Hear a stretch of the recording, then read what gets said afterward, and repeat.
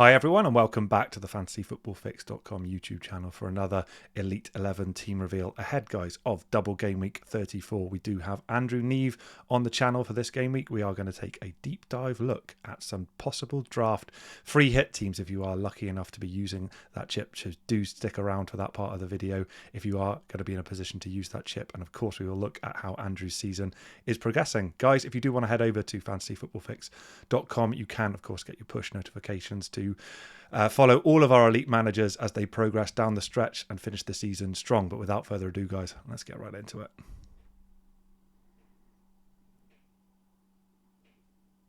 Guys, welcome back to the channel, and Andrew, welcome back to yourself as well. Now, you said to me just before we started recording, the last time I think I had you on, or certainly earlier in the course of the season, we were off the back of that infamous game week where we all picked up about 12 points between us. So apologies in advance, my friend, but how have you been doing? Yeah, I always managed to get the corkers. Had bit of game weeks, but to be fair, it's I got a little bit of jam with some points coming off the bench, so I can't complain too much, I suppose. Good. Yeah, good. Well, I'm sure you can complain because that is what we are here for. We are here for a therapy session. And I myself, guys, am actually going to talk you through a potential free hit draft as well. So do stick around for a bit of a laugh at the end of the video as well if you do want to get my thoughts as well. But we can see, Andrew, there you've had a nice sort of run, a nice upward trend on our graph there over the last several game weeks. And at the time of recording, which is Sunday night, off the back of the Arsenal defeat as well, we can see that you are in that top 100k. So summing up the last few game weeks, Andrew, and summing up your kind of goals for the rest of the season, how would you sort of summarize things? Gosh, if I had to summarize things, I'd say there's lessons to be learned, I think. I wildcarded in game week 30 off the back of free hitting in game week 29, and I think that free hit in 29 is something I'm still quite bitter over, actually. I had no intention of free hitting in game week 29. I planned quite far ahead to have enough players where I was comfortable going into that game week, being able to sort of match the guys that were free hitting. And I had injuries to Amari Bell and then Richarlison just beforehand. I'd planned on going in with nine players for that game week. And then I literally decided in game week 28 to free hit, and still kicking myself for doing so, because obviously that game week 29 ended up being the last disaster, wasn't it? Sort of corkers, exactly. Yeah. So still kicking myself, not so much because I wanted that free hit for now, game week 34, but I think because of how it affects how it's affected the way I've played over the last few weeks. And I think case in point is getting in Darwin instead of Isak. Isak was someone I wanted to get in, and it was a 50-50 call, and just went with Darwin just simply because he had the double game week coming up. And I think for the rest of the season, I kind of need to look at that and take that into consideration. Is don't just look at players just simply because they have a double game week coming up. Have a look at players and take them all on merit, because that decision there, just that one player, I'm 21 points behind now. And that's the difference between where I am now at about 85 and being at about 45,000 K now. So just from that one decision. So, and that was because I have that focus on the double game week. And I've got to ask you, Andrew, right? Because I've considered the same. I've talked to other guys who've been on the channel throughout the course of the season. How do we do that, man? I mean, we're all veterans. We've been playing for so many years. You know, we plan for weeks and weeks in advance of double game weeks. And this is not an isolated incident you're describing. It doesn't feel like that. So, I mean, is it something that you think you'll realistically be able to put into practice, say, next season, and actually say, do you know what? I'm not going to make that, maybe not mistake, but strategic decision again, and I'm going to focus in on the intervening game weeks as well. Yeah, I'd like to hope so. And I think one of the ways to do that is just trying to switch off from what everyone else is doing, to be perfectly honest with you, because I think we build it up so much in our head that, that is the sort of optimal way to go. You've got a player who's got a double game week coming up, and we should be going for those double game weekers. And I'm by no means saying, ditch your double game week, because obviously, they have that extra fixture. So, that is more than likely the way to go. But I think it's more a case of not ignoring everything else on either side of that double game week. So don't just have that tunnel vision for getting someone in and ignoring those players that you should perhaps not be. And I think I need to do a little bit of a reset this week, take that my own advice into consideration, and look at players like Watkins, for example. Should he really be someone we should have ditched simply because he doesn't have a double game week coming up? Aston Villa look fantastic. They don't look like they're slowing down. So, his fixtures coming up, he's got 5 games left. They may not be the best fixtures. He doesn't have a double in those game weeks coming up, but is a double game week forward a better option than Watkins at the moment? I think the other thing to try and tell yourself, and something I've always tried to, the advice I try to give myself is always go with the player that you expect to do well as opposed to the player you hope to do well. I like that. And I think Darwin is just such a good example of that, as you are hoping he hits those heights that he looks like he could do, but do you actually expect him to? And at the moment, I don't. He's in my side at the moment. I've got him for the double game week. Look, he's likely to stay there, but I couldn't say to you now with any certainty that he's definitely going to stay there. If I have a look at things during the course of this week and go, look, it makes a bit more sense for me to veer off him and go elsewhere, even though he has that double coming up, I would be quite happy to do so.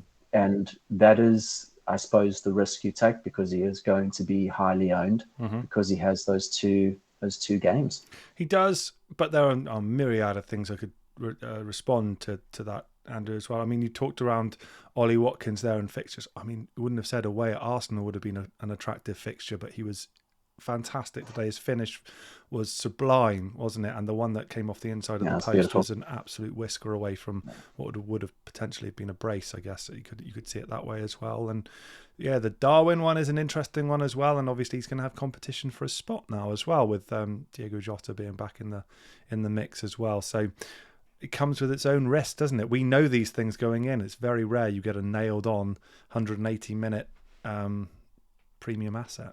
So interesting thoughts. All right, mate. That's a good summary of how things are going. And look, you're still super strong, top 100k. Got to ask you though, mate.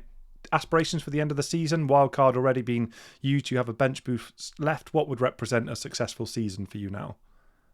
I think top 50k, and I think that might have even been what I said to you the last time we chatted. I think, can't remember when that might have been, to be honest with you. It's probably around the 27, 28 game week. I think where I am now, I am probably quite happy with the top 50k. I think considering the first time I moved into the top million this season was just before the halfway point of the season.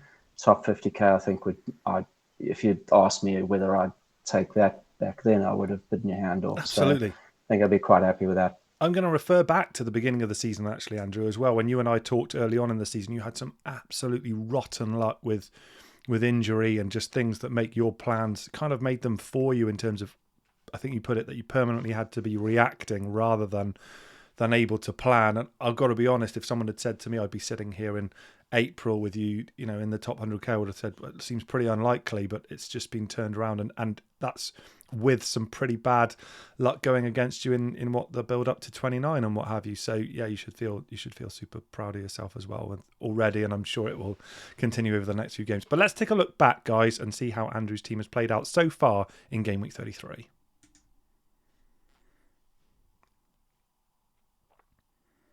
Okay, so we are still partway through the game week, guys. Of course, we do have that final fixture on the Monday Night Football. We are recording on Sunday evening. And I think people's eyes will be drawn, of course, to seeing Phil Foden sitting there with 0. We know he didn't play. Contrary to early leaks as well. An interesting dynamic there.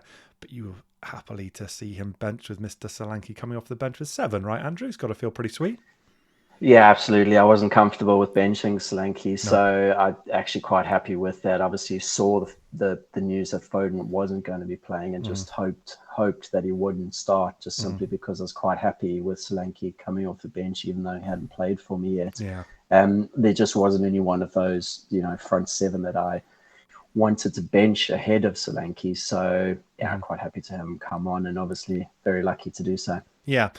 So I've got to ask you, rolling into or going into game week 33, Andrew, what transfer or transfers did you make to arrive at this setup? Can you remember?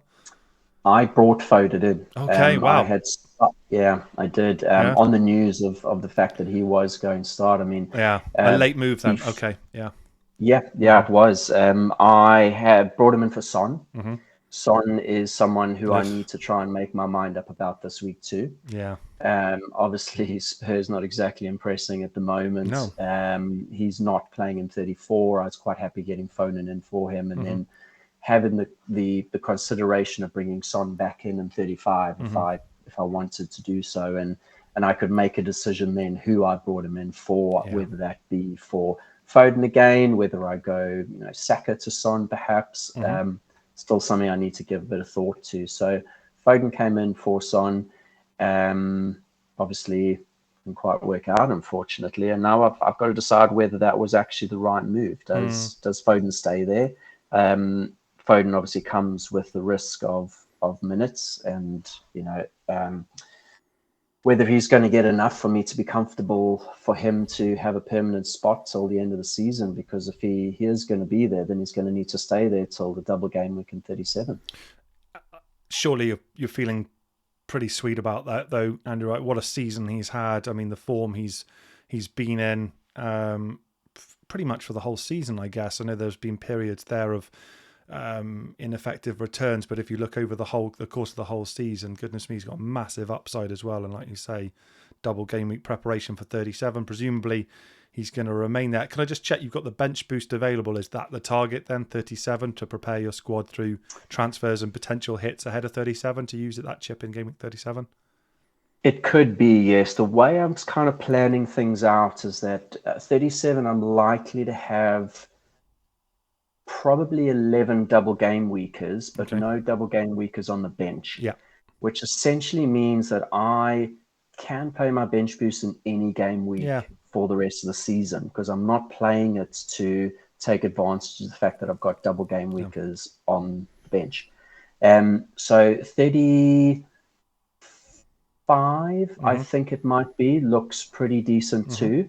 It's between 35 and 37. And I think 37, I would end up with the only double game, like I wouldn't have Salah in my starting 11 because the rest would be double game weekers, and having someone like Salah on the bench to You could deal with bench that, boost with right? would obviously make sense. I think I'm likely to have Raya and Gabriel on the bench too in double game week 37, and they play Manchester United in that week, I think. So I'm quite happy going into that Manchester United game with a double Arsenal defense. And do you think the only issue I do have is Bradley at the moment? Obviously a transfer waiting to happen. We were talking obviously before we sort of came on about how defenders this season just don't seem to be worth the transfers. So I think what I'm going to be doing for the rest of the season is just doing my absolute best to not spend transfers on defenders, but I'm going to need to get rid of Bradley because of that bench boost that I've got. Yeah, I get it. And I've got to ask strategically, Andrew, as well. So I get it. You're looking at bench boost bench boost chip remaining to be used in one of the penultimate few game weeks, and it be used in a way that won't be filling a team full of prospective or hopeful double game weekers, right? Is there a lesson there for us? Because I suspect many managers will be in the same position as well, in terms of maybe having a confidence game week to always kind of consider that chip and actually think, if my bench is super strong earlier on in the season, to actually have the courage of your convictions and deploy it. Do you think there's something in that, bearing in mind where you are this season? Yeah, absolutely. I think the bench boost is probably one of the hardest chips to play, just simply because you never really pack your bench with decent players, for the simple fact that they're very, very rarely coming on, especially with the 5 substitutes this season. So I've always found that bench boost is something that I've been quite happy to play at any stage, regardless of whether that is a double game week or not. I think for most people, it makes sense to play that bench boost as close to the wild card as possible, because you can create a team that has a bench full of players that are likely to play decent games and start those games. I think the deeper you go into the season, unfortunately, the harder it does get making sure that you've got all those players. So I'm quite happy playing that in any week where it looks as if that bench could do well, regardless. Interesting. I wonder if we'll see that deployed more readily in a different way than sort of conventional logic has dictated next season as well.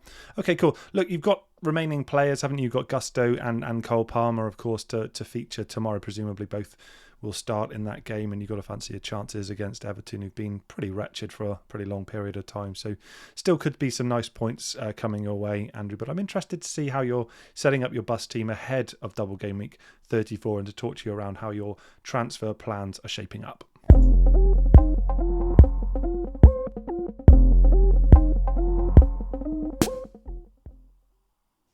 Okay, so here we are then, Andrew. So we've got 2 free transfers, I believe, ahead of Double Game Week 34. You're looking at Ait-Nouri potentially being available. Let's hope for owner's sake that he is available. Lots and lots of doublers there. And I was saying to you off camera as well, I'd have no qualms about backing this Man City team in any game at the moment. Obviously, the title is in their hands now. They're an absolute behemoth, going for 4 in a row. Brighton away isn't, historically not been a fixture that's been intimidating for them. So, looking at this team, Andrew, with 2 free transfers, what are you looking at in terms of shaping for that game week, and of course ahead of 37 and the potential bench boost that you've got in hand?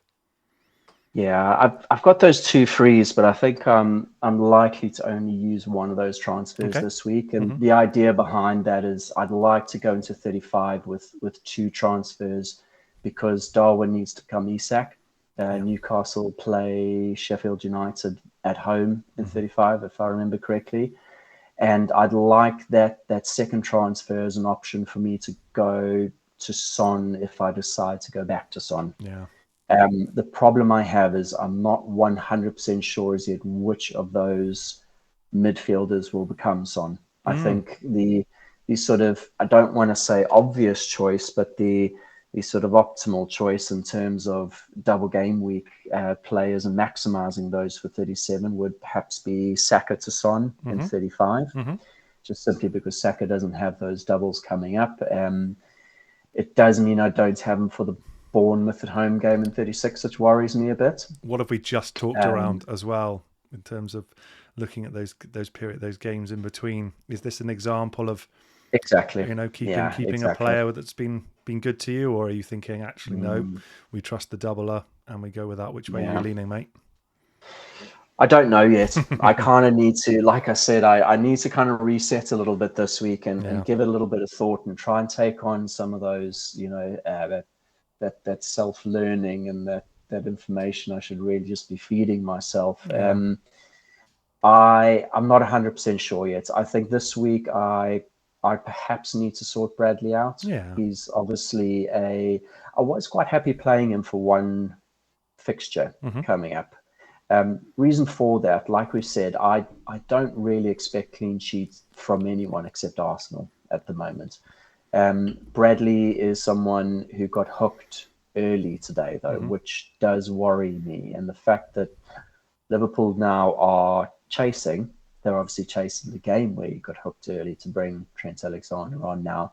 That worries me a little bit in the sense that is even one game for Bradley a sure thing now? I'm not 100% sure.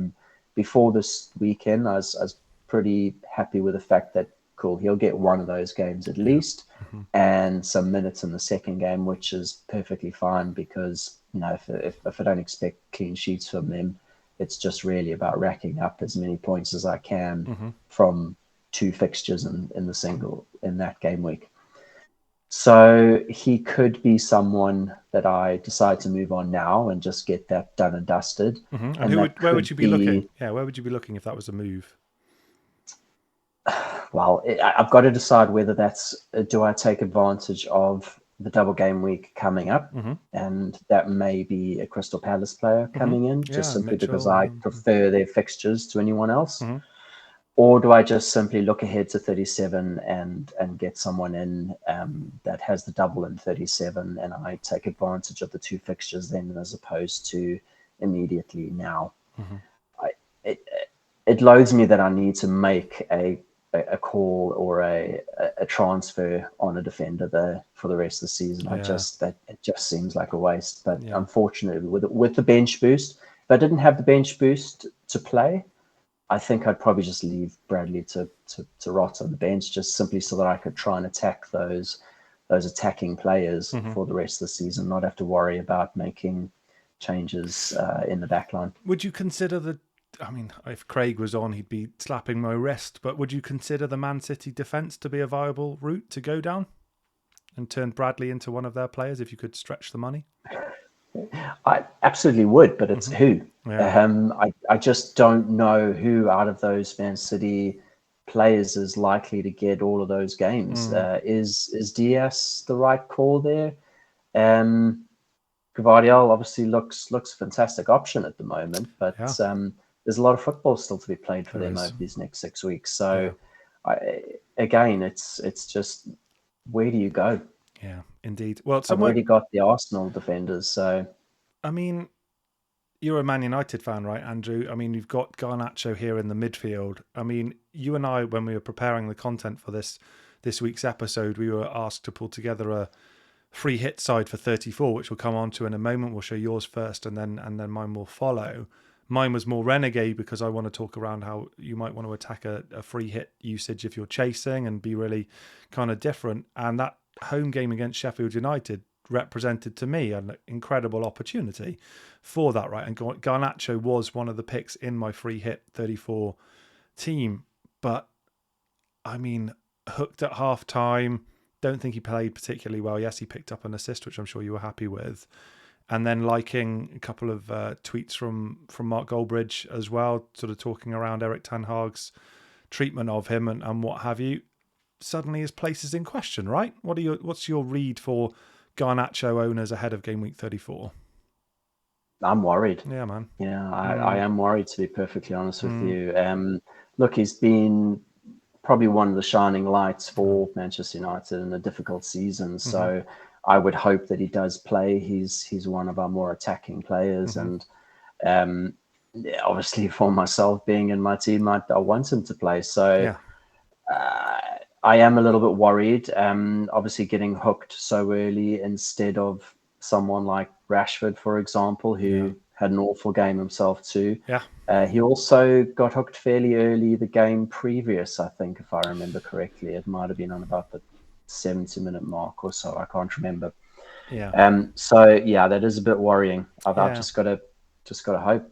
Yeah, I think so. I mean, it's an interesting one, isn't it? That the word toxic's being used for Man United right now. It does feel akin to sort of the latter part of the Ranić era and possibly the Ole Gunnar Solskjaer period as well, with, what is it, like 1 win in 7 I've heard, and Rasmus Højlund has 1 shot in 4 games, and Ahmad's an option now as well. Rashford seems impervious to being left out as well for whatever reason. So I feel a bit hard done by as a Garnacho owner if I were you, because when you had that slot nailed down on the left-hand side, I guess at the end of the year, I don't really know what he did to lose that spot, and now they're kind of shoehorning him in on the right, and it feels like he's a risk, like you say, which is rotten timing ahead of that plum fixture against Sheffield United. Anyway, Andrew, outside of the Bradley situation there, is there any other transfer that you're thinking may be something that would interest you? Obviously, we have European games to get through as well, or is that going to be your only transfer thought at the moment?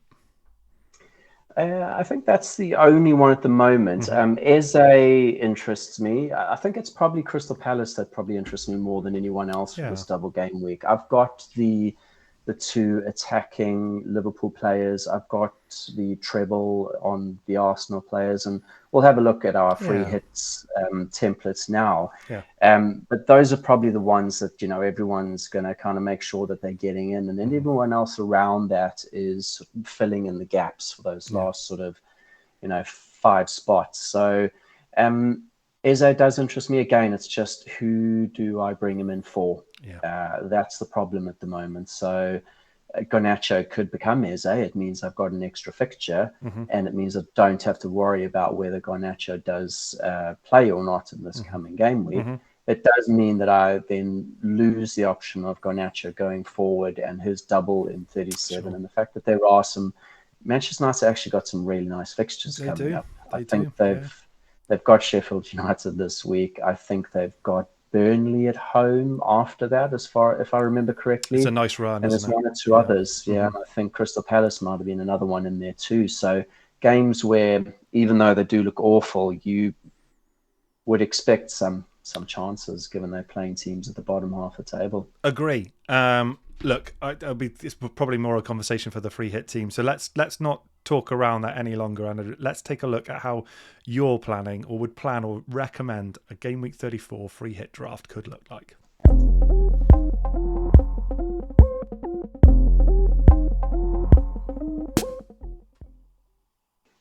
Okay, so here we go then. So guys, so Andrew has opted here for a 3-5-2, as you can see, with lots of usual suspects, but some nice options here as well. We've got Pickford in goal as well, which I think is an interesting one we want to talk to as well. Andrew, let's talk this through defence to attack. In terms of that Crystal Palace defence, now I should say you were asked to put this together before the game at Anfield as well, so we now know what's happened there. We know about the Mitchell assist, for example. There was a doubt over him as well. Any thoughts around the actual personnel that you've pulled together here, or would it stick with the ones that you've selected, or would you be looking elsewhere? Would Munoz still get in, for example? Would Gabriel still be your choice? I'd be very fluid, to be perfectly honest. I think it could be any one of those guys. It's really, I think the reason I put this together was more the representation of which sort of teams you could have in there and the options you could have going forward. I'm not 100% locked on whether I would have this particular formation, even if I were playing the free hit myself. There's every reason you could have Cunha for Wolves in there, who's obviously had a fantastic game week this week, and could also be a great option going into the double next week. So it's just about which one of those attackers in the midfield that you drop to play that extra forward. Obviously, with this particular draft I've done here, I've gone for the double Arsenal attack as opposed to the defence. I've been on the double Arsenal defence since about game week 10, I think. And served you well, hasn't it? While it was a frustrating start, there just seemed to be so many consolation goals that they would let in. It has saved many a game week for me in the last sort of month or two. So again, that's another one. You could decide to drop habits there, have an extra Arsenal defender, and perhaps play Cunha up top instead of having 5 midfielders. Yeah, no, I like it definitely. We find it interesting actually because we'd spent time saying it's been so difficult to find clean sheets in the Premier League, kind of full stop, for the whole course of the season actually. So to me, it made more sense to focus on the Arsenal defence, notwithstanding the fact they got beaten today at home against a really polished Aston Villa performance there. I do think the Pickford selection in goal is worth talking around as well. Like, I was pretty harsh on Everton a few moments ago, wasn't I? But he, to me, represents the best goalkeeper choice as well for Double Game Week 34, the fantasyfootballfix.com algorithm, which I'm sure Eddie will talk around later in the week as well, also likes that pick as well. Why do you think we like that then, Andrew? Why is he standing out in a season where they've lost so many games? I think it's just the fact that he's got the Forest game first up, and then that game against Liverpool is one where it's a derby and you're not quite sure what could happen there. Yeah. And even if he doesn't get the clean sheet, you would think there'd be many shots coming his way from the likes of Salah, and Pickford is someone who does tend to pick up those save points. So it's really just it's the pick of I don't want to say a bad bunch, but a bunch where you perhaps don't have a clear you don't have a team with a double game week where you're like, oh hell yeah, I'm chasing that. Indeed, like you've had previously, where you've got 2 fantastic fixtures. Every one of these teams, and I include Arsenal in there just with the game against Chelsea, because that you never know which way that'll go, and I don't think Wolves will be a particularly easy game for them either. Definitely not. No, none of those teams have particularly easy 2 fixtures in the double game week, so quite difficult to pick them up. And I think you're really just going for the easiest of those fixtures, and then just hoping that you get something else from the fixture that you perhaps wouldn't expect them to do quite as well. And Aït-Nouri is probably a good example of definitely. that. It's that game against Bournemouth that you're obviously hoping he can pick up a possible clean sheet. Perhaps not likely, but it's one that he could get some attacking points from. Again, he is obviously a little bit of a worry going into this game week. The fact that he wasn't even in the squad this week. It seemed like the news about him before this weekend was quite positive, and expected him to be in the side. But maybe that was just a precaution, and just, okay, he's maybe not 100%. Let's leave him out for this week so that we've got him for the congestion of fixtures coming up. Could well be, definitely. There's been lots of games, haven't there? I believe from what we heard from Gary O'Neill, yeah, you're right. He was definitely close to being selected, of course. So looking further forward, I could ask you around this Liverpool treble up then. You've gone for Luis Diaz, who has been in great form. He was substituted a little bit early today, obviously with them chasing the game. Captain Mo Salah, which I want to get your thoughts around the armband as well, and Darwin Núñez. Is that how you see it strategically, Andrew, that actually you say no faith in them defensively whatsoever here, even with Alisson back in goal today, with how porous they've been, and actually it's strategically better to focus on them offensively? No, I just figured it'd be better just to go with the attackers for Liverpool. I think if you had the likes of Trent Alexander-Arnold nailed on for 2 games, if he was, back a good few weeks ago and fit, then he would probably be a good option. I know Virgil van Dijk's obviously, he is the one that you can pop in there and know that he's going to get both games. But I think it's just, for me, it's just going back to that whole, do you expect him or hope that he gets a clean sheet? And I just, like I said, I don't really have faith in any clean sheets at the moment outside of Arsenal. So I figured, you know what, I'm just going to go with the attack. They've got a lot to play for now, obviously, and they're going to have to go out there and make sure that they win games. So, yeah, that's pretty much why I've got Darwin, Luiz and Salah in there. Yeah, I like it. And speaking as a Virgil van Dijk owner, I can say it's been absolutely no fun recently. So I hear you on that one. Last question in terms of actually penultimate question. I can think of another one I want to ask for forward. But in terms of Kai Havertz finding his way in here, do you think he's still the recommended option over Ødegaard, for example, to complement Gabriel and Saka? I think you can go with either. It was quite an interesting team out there today with both Havertz and Gabriel Jesus playing together, and Trossard as well.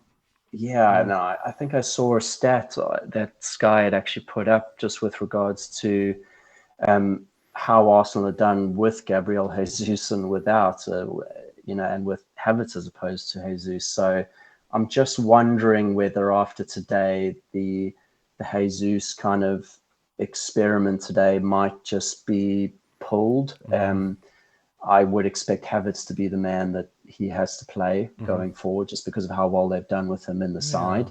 And Arsenal now too, obviously chasing, and they need to make sure that they can't go and try and change things up too much. No more slip-ups allowed, really, is there, for them at this point? But I would be quite happy with Havertz or Ødegaard. I think the upside is maybe just a little bit more with Havertz, given he's playing further up the pitch and in that number 9 spot. I'd agree with that, definitely. And he'd been in a great run, hadn't he? We'd highlighted it on this show and other fantasyfootballfix.com content as well prior to the Villa game today. In terms of the forwards, Solanke, I think we don't need to devote any time to him. He was obviously picked up another return, going to be joining you off the bench for Game Week 33 points. But look, there's a lack of Mr. Haaland here. We've talked around double game weeks and the temptation that brings with it. I was surprised not to see him find his way in. Andrew, is this something that you'd be comfortable doing? It's one of the reasons I'm actually quite happy not playing the free hit this week, because I've got him in my side and he's playing in Game Week 34 for me. And not quite sure what I'd do if I were free hitting, and it was actually put in front of me, not just in a theoretical sense. Yeah, again, I would be quite happy playing him instead of a Darwin, for example. I think in a double game week, when you are given that opportunity of two fixtures, you might as well take it if there is that 50-50 call. Okay. All right, cool. Look, it's a great team. It's going to be interesting to see how it plays out. For my own interest, I'm going to see how it performs against this little lot that I put together, guys. So if you're interested, here's an alternative take on a free hit team for Game Week 34.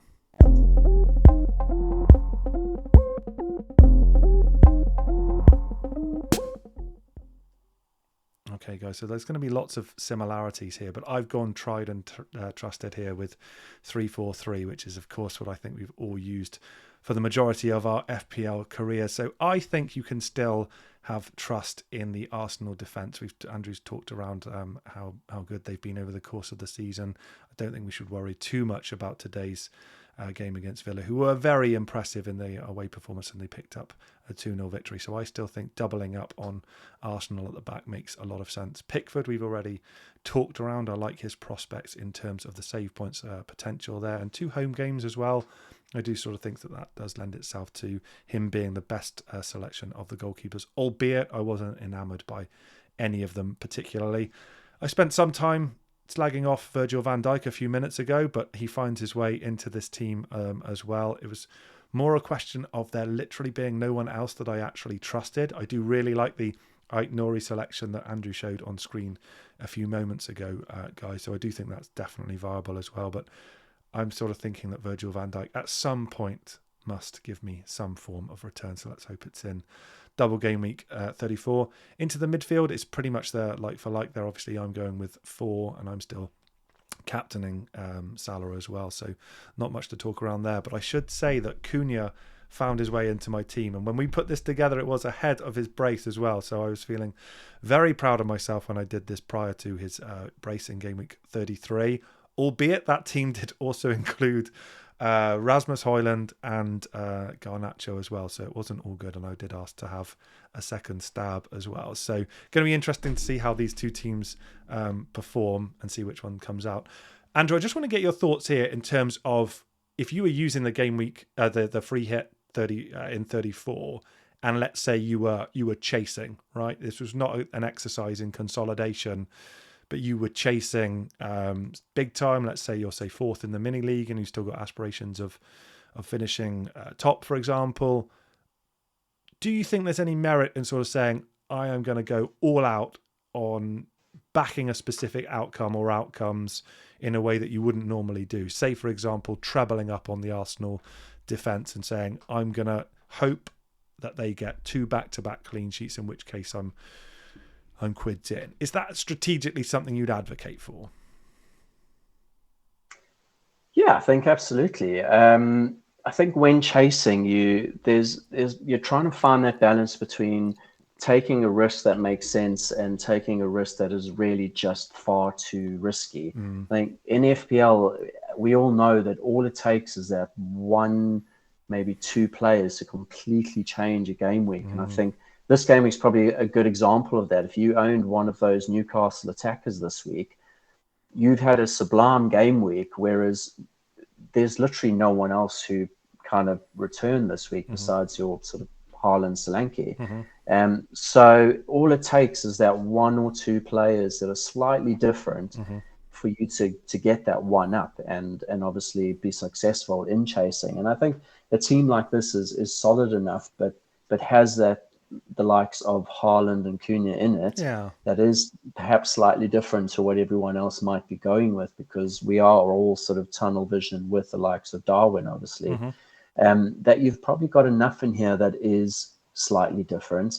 And I think, do you know what, looking at this team, I think I prefer a little bit to mine, if I'm being That's completely close, honest. Right? Yeah, it's obviously, it's very close. You've kind of got Cunha and Haaland in there as opposed to Havertz and Darwin for myself, where obviously the main ones in there. But Whereas I liked your Eight Nori pick when I saw it on screen there as well, and I looked at the fixtures and actually thought, for me, it's not beyond the realms of possibility that Wolves keep Arsenal out. I could see that happening. Historically they've given them a tough game, so assuming he's fit, I could see that as a possible outcome there. And similarly, the Bournemouth game as well. It's Bournemouth had a great season, but again, it wouldn't stun me if that was particularly as the second game of the game week is a comparatively tight affair. So I could see that going either way, and will definitely be interesting to see which team comes out. The good thing about the Wolves obviously is that it's the Bournemouth fixture that you're obviously targeting for them, and that is second. So if there is a little bit of a worry with regards to Aid Nori, if he does just get a little bit of time off the bench against Arsenal, so be it. At least he's fit for that Bournemouth game, so can be a little bit more confidence in hopefully getting the game that you want him for in that particular fixture. I mean, if I'd seen anything in the Bournemouth game that Man United played out in that 2-2 draw, this team would have been completely different. I would have been attacking that Sheffield United home fixture with vigour. I really would have been. I still think there might be something in that. United are wretched defensively, really, really bad. I think I read some horrific stat as to the number of times they'd conceded 2 or more goals over their last 10 game weeks, and so defensively, I don't think you can touch them at all. But they do seem to score pretty regularly and pretty frequently as well. So I do wonder whether or not, even with the toxicity and even with the prospect of missing out on Europa League football, whether or not a Bruno Fernandes, potentially a Garnacho, if there's some sort of reconciliation prior to that, and after the FA Cup game, etc., whether or not there might be something in that as well for the more maverick players amongst us.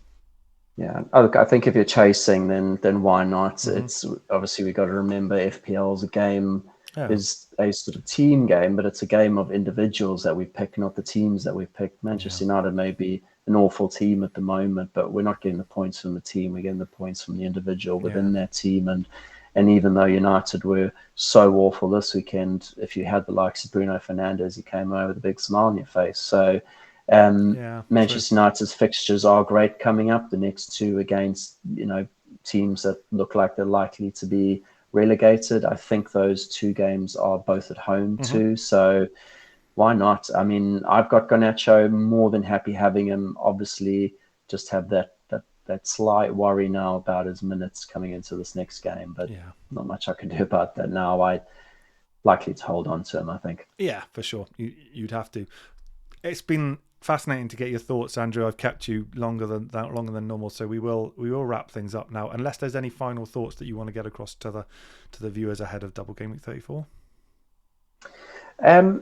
I think it's really just about, like I said earlier, just trying to figure out whether the players you're getting in you're getting in because you expect them to do well, as opposed to hoping that extra fixture might get you something. I think I'm going to use this week to have a look at the fixtures coming up without that double game week sort of rose-tinted glasses on, if that makes any sense. I'm going to try and look at them in isolation as if they're all single game weeks coming up, and what decision would I make then, and take that sort of heavily into consideration for my picks coming up.